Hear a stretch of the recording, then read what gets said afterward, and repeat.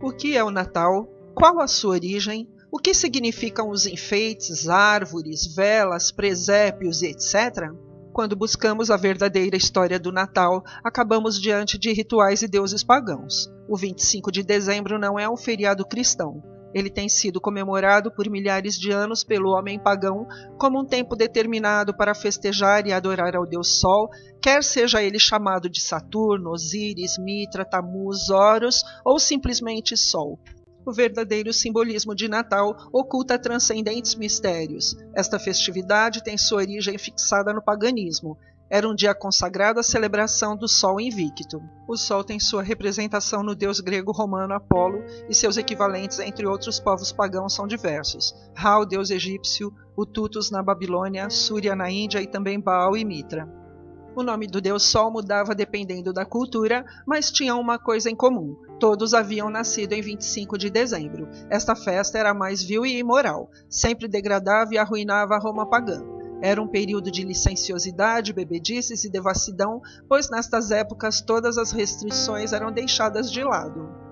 Mitra era muito apreciado pelos romanos. Em seus rituais apenas homens participavam. Era uma religião de iniciação secreta semelhante à maçonaria. Aureliano, imperador de Roma, estabeleceu no ano de 273 d.C. o dia do nascimento do Sol em 25 de dezembro, Natalis Solis Invicti, que significava o nascimento do Sol invencível. Era também nesta noite o início do solstício do inverno, segundo o calendário juliano, que seguia a Saturnália. E o que é a festa de Saturnália? Trata-se de um antigo festival romano iniciado por volta do século V a.C., que tinha por objetivo honrar o templo do deus Saturno, conhecido entre os gregos como Cronos. Caracterizava-se pelos sacrifícios feitos a Saturno, os grandes banquetes com comida farta e a troca de presentes, sendo que estes dois últimos elementos foram absorvidos pelo Natal cristão. O pai da igreja, Tertuliano, chegou a criticar os cristãos que já haviam lançado as práticas da Saturnália para dentro do cristianismo. Aliás, desde o primeiro século se fazia presente a absorção de festivais profanos por parte dos gentios, o que levou Paulo a exortar os moradores da Galácia. Quando o imperador Constantino, no ano 313 d.C., abraçou o cristianismo, ele encorajou os cidadãos romanos a tornarem-se cristãos, e milhares que nada conheciam de Cristo entraram para a cristandade trazendo consigo seus costumes pagãos. Estas festividades estavam muito arraigadas nos costumes populares desde os tempos antigos para serem suprimidas com o advento do cristianismo. Como antigo adorador do Sol, sua influência foi configurada quando ele fez do dia 25 de dezembro uma festa cristã. Ele transformou as celebrações de homenagens a Mitra, Baal, Apolo e outros deuses na festa de nascimento de Jesus Cristo. O cálculo dos cristãos do nascimento de Jesus em 25 de dezembro criou uma oportunidade conveniente para Constantino substituir e transferir a celebração do Sol Invicto para a celebração do nascimento do Senhor. A transferência de imagens pôde ser feita enfatizando Jesus como a vitória da luz conquistando as trevas do mal. O Sol Novo foi facilmente convertido em uma celebração do Sol da Justiça. À medida que a festa do Sol tornou-se a festa do Filho, os líderes da Igreja enfatizaram que o naturalismo do culto solar estava sendo substituído pela celebração do supernaturalismo do Eterno enviando seu Filho Jesus. Apesar de os antigos cristãos já participarem de festivais pagãos, a decisão do imperador Constantino foi de suma importância, visto que oficializou o paganismo mitraico e a adoração ao Deus Sol no seio do cristianismo, sob o disfarce do nascimento de Cristo.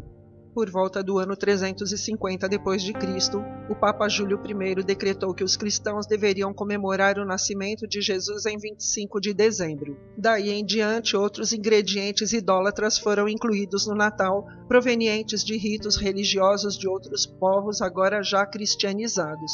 Por exemplo, dos anglo-saxões vieram as seguintes práticas: o dia de Iule, que significa nascimento, Natal, o culto ao deus Odin ligado ao dia de Iule, a refeição festiva popularmente conhecida como ceia de Natal, o costume de comer porco em tal ceia, as cantatas natalinas, o Papai Noel, que tem origem na mitologia nórdica do deus Odin.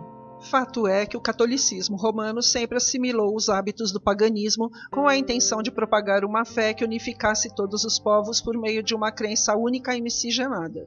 Isso fica bem claro com a ordem do Papa Gregório Agostinho, o primeiro missionário destinado às Ilhas Britânicas em 597 d.C. Não destrua os templos dos deuses ingleses, transforme-os em igrejas cristãs. Não proíba os costumes inofensivos que têm sido associados com as velhas religiões, consagre-os para uso cristão. Assim, rituais, crenças, costumes e mitos pagãos passam a ser patrimônio da nova fé, convertendo-se deuses locais em santos, virgens em anjos e transformando ancestrais santuários em igrejas de culto cristão. Deve-se levar em consideração que o universo romano foi educado com os costumes pagãos, portanto não poderia ocorrer nada diferente. A Enciclopédia Católica diz: a festa do Natal não estava incluída entre as primeiras festividades da Igreja. Os primeiros indícios dela são provenientes do Egito. Os costumes pagãos relacionados com o princípio do ano se concentravam na festa do Natal. Orígenes, um dos chamados pais da Igreja, disse: não vemos nas Escrituras ninguém que haja celebrado uma grande festa ou celebrado um grande banquete no dia do seu natalício. Somente os pecadores como Faraó e Herodes celebravam com grande regozijo o dia em que nasceram neste mundo. Assim, o nome de Cristo foi ligado ao nascimento do Deus Sol, celebrado em 25 de dezembro. Em razão dessa celebração, é fácil constatar a mistura que perpetuou na cristandade de hoje. No quociente mitraísmo-cristianismo se observa surpreendentes analogias. Mitra era o mediador entre Deus e os homens, assegurava a salvação mediante sacrifício. Seu culto compreendia batismo, comunhão e sacerdotes. A Igreja Católica Romana simplesmente paganizou Jesus. Modificou-se somente o significado, mantendo-se idêntico o culto. Cristo substituiu Mitra, o filho do Sol, constituindo assim um mito solar equivalente. Estas festas agradavam tanto que os cristãos viram com simpatia uma desculpa para continuar celebrando-as sem maiores mudanças no espírito e na forma de sua observância. Pregadores cristãos do Ocidente e do Oriente protestaram contra a frivolidade indecorosa com que se celebrava o nascimento de Cristo, enquanto os cristãos da Mesopotâmia acusavam a seus irmãos ocidentais de idolatria e de culto ao sol por aceitar como cristã uma festividade pagã. O Natal é a principal tradição do sistema corrupto denunciado nas profecias e instruções bíblicas com o nome de Babilônia, fundado por Nimrod, neto de Cã, filho de Noé. Sabe-se bastante de muitos documentos antigos que falam deste indivíduo que se afastou de Deus. O nome Nimrod deriva-se da palavra Mahdi, que significa rebelar. Segundo Flávio Josefo, historiador judeu, Nimrod foi poderoso caçador contra Deus, combatendo a ordem de espalhar-se. Fundou cidades, construiu a Torre de Babel em desobediência e desafio a Deus, tendo a intenção de ajuntamento, tocar os céus, fama eterna e adoração aos astros. Fundou Nínive e muitas outras cidades. Organizou o primeiro reino deste mundo. Futuramente se tornaria a Babilônia, que é um sistema organizado de impérios e governos humanos, de explorações econômicas e de todas as matizes de idolatria e ocultismo. Há um antigo livro israelita chamado Sefer HaYashar, livro do Justo Reto, que é mencionado em Josué 10:13 e 2 Samuel 1:18. Consta que o propósito de Nimrod, nome que denota rebelião, era levar os homens a se rebelarem contra Deus por meio da adoração de falsos deuses e do culto ao próprio Nimrod, como se esse mesmo fosse uma divindade. Nimrod era tão pervertido que, segundo escritos, tomou como esposa sua própria mãe, cujo nome era Semíramis.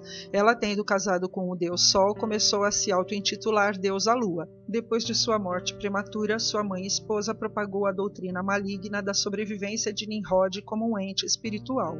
Alegava que um grande pinheiro havia crescido da noite para o dia de um pedaço de árvore morta e que simbolizava o desabrochar da morte de Nimrod para uma nova vida. A data do seu nascimento era 25 de dezembro. Aqui está a verdadeira origem da árvore de Natal.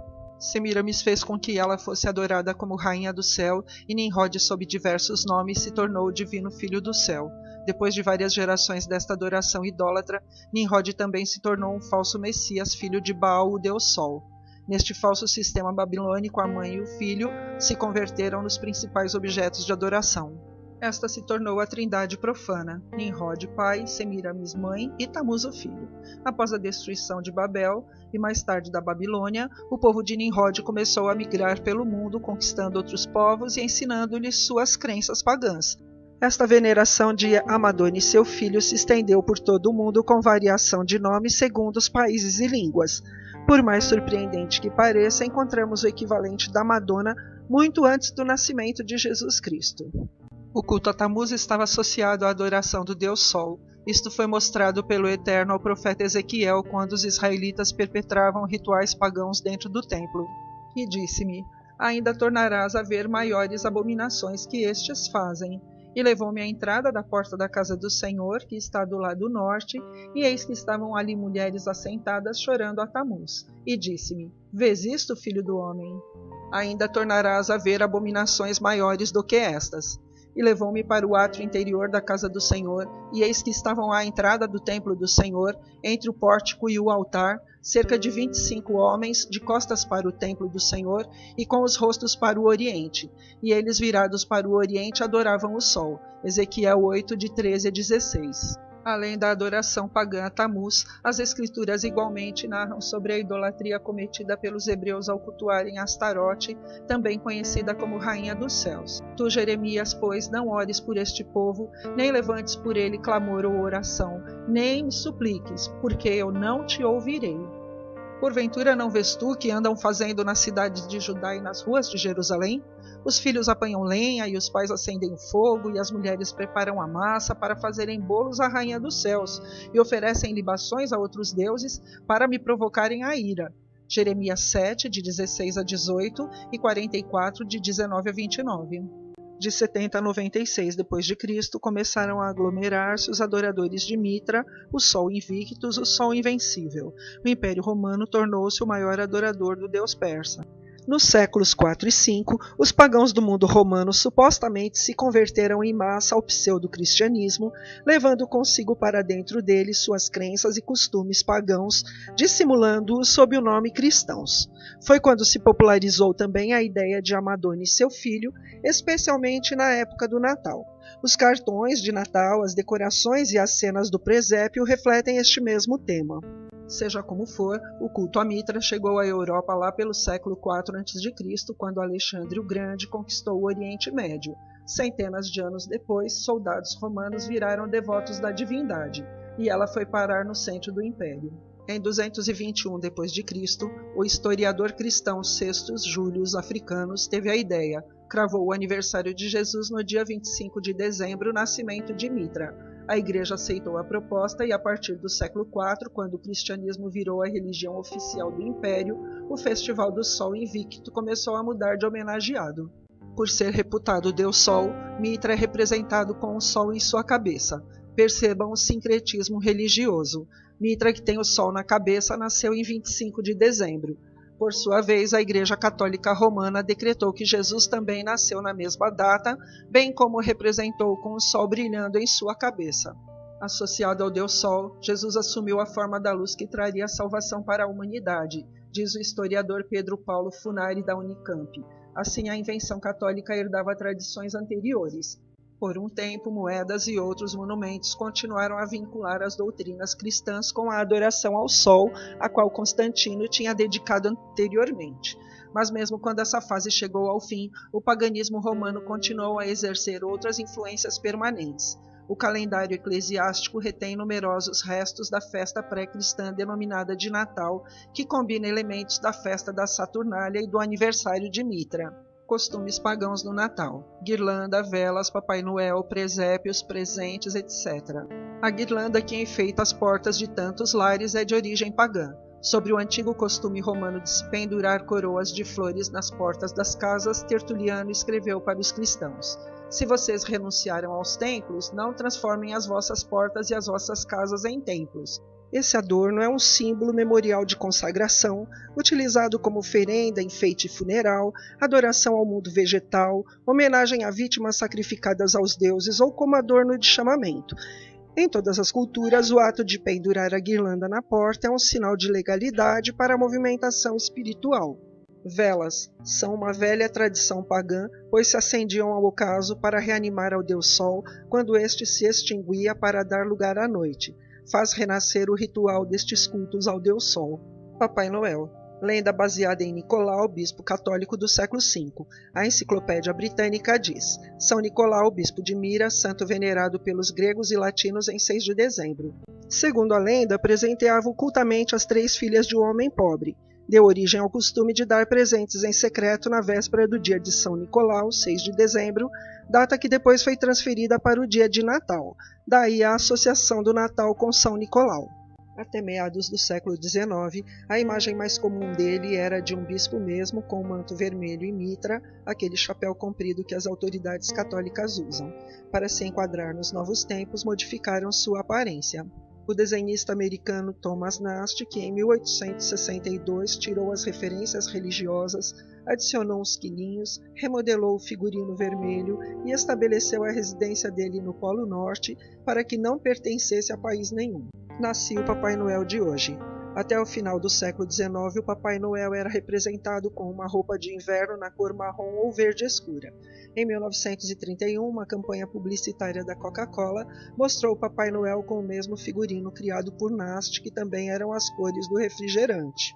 A campanha publicitária fez um grande sucesso, ajudando a espalhar a nova imagem do Papai Noel pelo mundo. Tão grande que nas décadas seguintes se tornou a coisa mais associada ao Natal.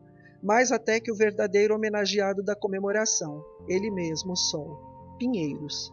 Os escandinavos adoravam árvores e sacrifícios eram feitos debaixo delas ao deus Thor. A enciclopédia Barça descreve que a árvore de Natal tem origem germânica, datando do tempo de São Bonifácio, 800 d.C. Os pagãos germânicos faziam sacrifícios ao carvalho sagrado de Odin, demônio das tempestades, e ao seu filho Thor. As falsas religiões sempre utilizaram a madeira, bem como as árvores, com fins de idolatria. Não plantarás nenhuma árvore junto ao altar do Senhor teu Deus que fizeres para ti. Deuteronômio 16, 21. Essas árvores ou pedaços de madeira serviam para adoração e culto doméstico. O pinheiro possui a mesma conotação. Para os gnósticos, a árvore de Natal tem profunda concordância com as tradições alquímicas, cabalísticas e cósmicas de todas as tradições. Todos os presentes, os enfeites, as cores, etc., têm um significado profundo e altamente simbólico. O ato de cortar as árvores para enfeitá-las é bem antigo. Vejamos o que diz o profeta Jeremias. Porque os costumes dos povos são vaidade, pois cortam do bosque um madeiro, obra das mãos do artífice com machado. Com prata e com ouro o enfeitam, com pregos e com martelos o firmam para que não se movam. Presépio. Foi instituído no século XIII por Francisco de Assis, que quis representar o cenário no qual Jesus nasceu. É sabido que Francisco de Assis propositalmente coloca em seu presépio o boi e o jumento, como uma alusão à ignorância do judeu, remetendo ao texto de Isaías 1:3. O boi conhece o seu possuidor e o jumento o dono da sua manjedoura, mas Israel não tem conhecimento, o meu povo não entende. Um claro elemento de antissemitismo sutilmente introduzido em todo o presépio até os dias de hoje. Presentes. A origem dos presentes tem versões religiosas e pagãs. A religiosa diz que o costume se baseia no gesto dos reis magos que presentearam Jesus com incenso, ouro e mirra. A pagã vem das Saturnálias, comemoração mencionada anteriormente. Era uma espécie de carnaval e a troca de presentes fazia parte da confraternização. Já o costume de pôr presentes sob a árvore de Natal começou no século XVI durante o reinado de Elizabeth I na Inglaterra. Ela promovia festas natalinas e recebia muitos presentes que acabavam sob uma árvore de Natal, tamanha era a quantidade recebida. Por que os magos levaram presentes a Cristo? Por ser o dia de seu nascimento? De maneira nenhuma, pois eles chegaram muitas semanas ou meses depois. Ao contrário do que mostram os presépios, Jesus já estava numa casa, não numa estrebaria. No Oriente não se costuma entrar na presença de reis ou pessoas importantes com as mãos vazias. Este costume ocorre com frequência no Velho Testamento e ainda persiste no Oriente e em algumas ilhas do Pacífico Sul. Os magos não estavam instituindo um novo costume cristão de troca de presentes para honrar o nascimento de Jesus Cristo.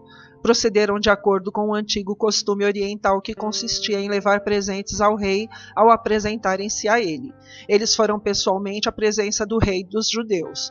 Portanto, levaram oferendas da mesma maneira que a rainha de Sabá levou a Salomão, e assim como levam aqueles que hoje visitam um chefe de estado. As datas religiosas mais importantes para os primeiros seguidores de Jesus só tinham a ver com o martírio dele, a Sexta-feira Santa, Crucificação, e a Páscoa, Ressurreição. O costume afinal era lembrar apenas a morte de personagens importantes. Líderes da igreja achavam que não fazia sentido comemorar o nascimento de um santo ou de um mártir, já que eles só se tornavam uma coisa ou outra depois de morrer, sem falar que ninguém fazia ideia da data em que Cristo veio ao mundo.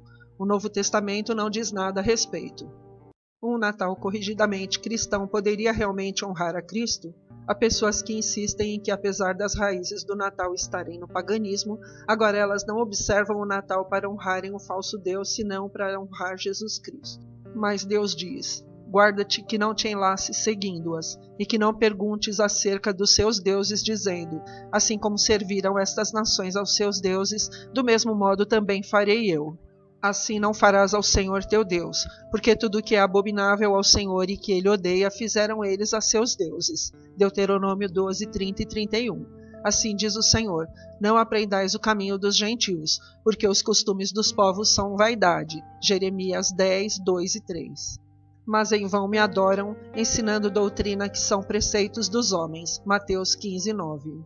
Se fosse da vontade de Deus que guardássemos e celebrássemos o aniversário do nascimento de Jesus Cristo, ele não haveria ocultado sua data exata, nem nos deixaria sem nenhuma menção a esta comemoração em toda a Bíblia.